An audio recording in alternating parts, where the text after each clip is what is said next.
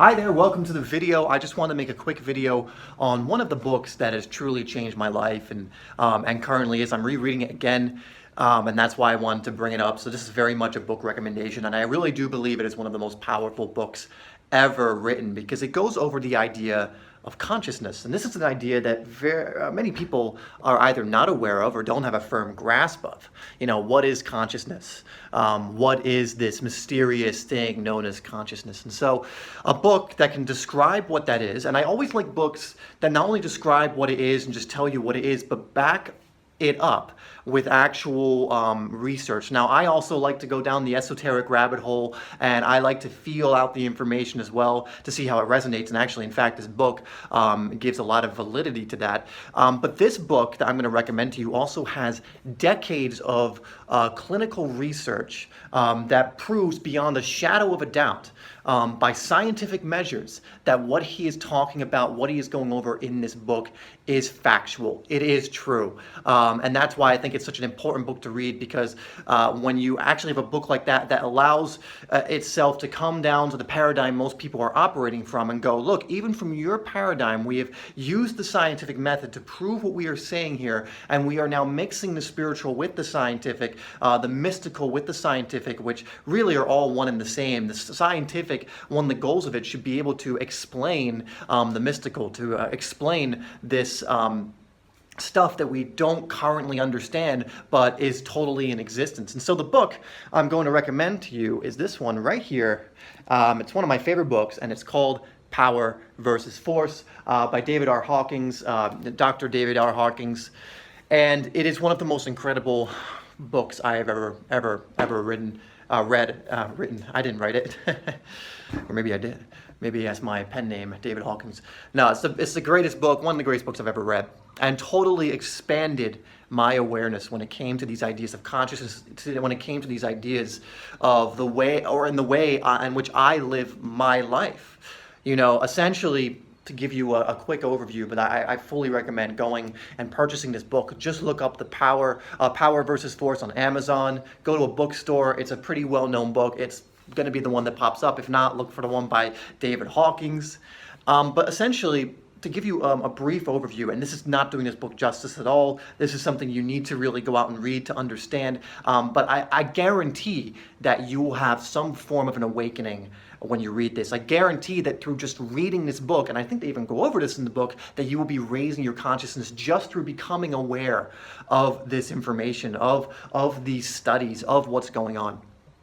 So essentially the premise of the book is there are certain levels of consciousness. You know, we talk about on this channel all the time energy, frequency, and vibration. And what does that mean? You know, what is energy, frequency, and vibration? So very quickly, energy is simply what everything is made up of. Everything resonates at an energy. The resonating part of that statement is pretty much the vibration. You know, how does it resonate? How fast is it moving? The frequency is essentially the level of consciousness that energy is on, or just simply, you know, are you on a love frequency, or you want a hate frequency? And they both feel, they're two different energies. They both feel very, very different.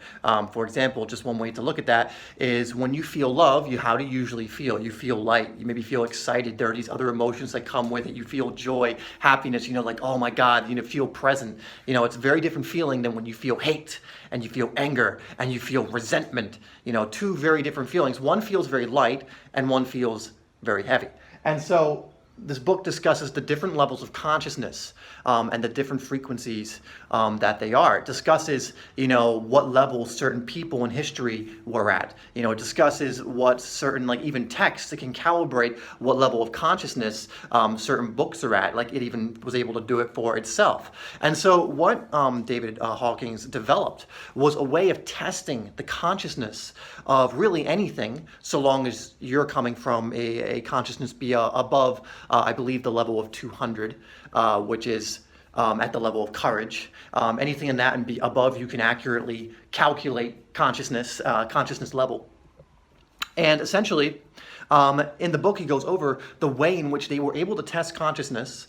They were able to test, for example, what was good for your body and what wasn't. Able to test, you know, like what decision was more in your heart versus kind of coming from an ego place or a mind place. And this was very this was tested through a method called kinesiology, muscle testing. And again, there's so much research, so much studies, so many tests that were made that it was conclusive that this method works and actually does reveal the levels of consciousness of certain things.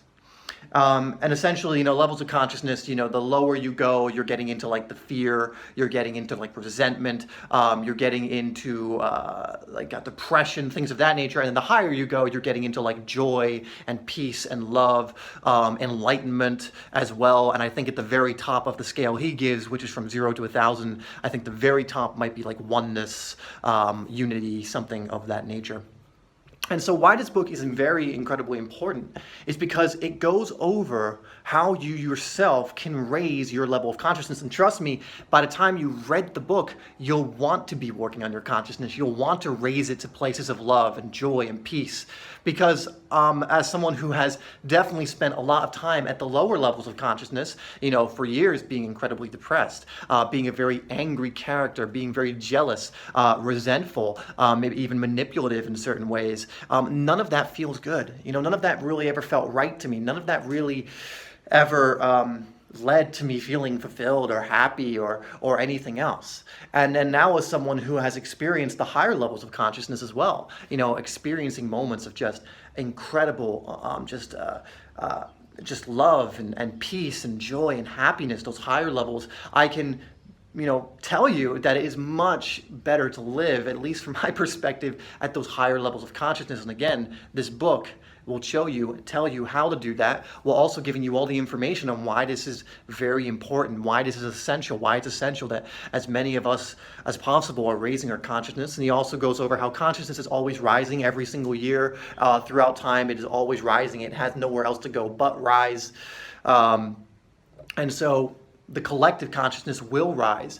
But the more of us that have access to this information, the more of us who are deliberately and consciously raising our consciousness, the faster certain things on the planet will start to shift. For example, if you had 50% of the planet even, and this was got over in the book Conversations with God, if you had most of the planet that were coming from a higher consciousness, from a consciousness of love or peace, or actually just a consciousness above the level of about 250, we're not even talking about getting into 600, which I believe is love, but like 250, you would suddenly start to see the planet shift if the collective consciousness moved to that point. You would see things shift. You would see people not putting up with, for example, people being homeless or going starving when we live in a world of plenty where the U.S. alone throws out enough food to feed, I believe, the entire planet every single day.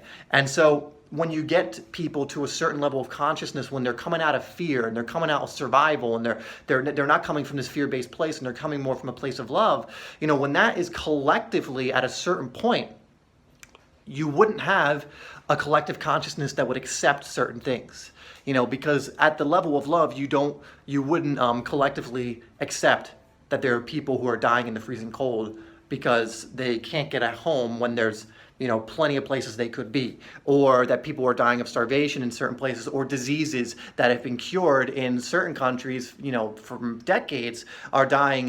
They're dying from these diseases in other countries, and so. That's why I believe and why it goes over, it's so important to raise consciousness. And so I want to bring your attention to this book. Again, I think it will be one of the best investments you ever make if you are someone who is interested in self-development, self-improvement, going on a spiritual journey. I can't think of a better book, not only to start with, but just to continually read. I'm about to go through it, I think, for the third time.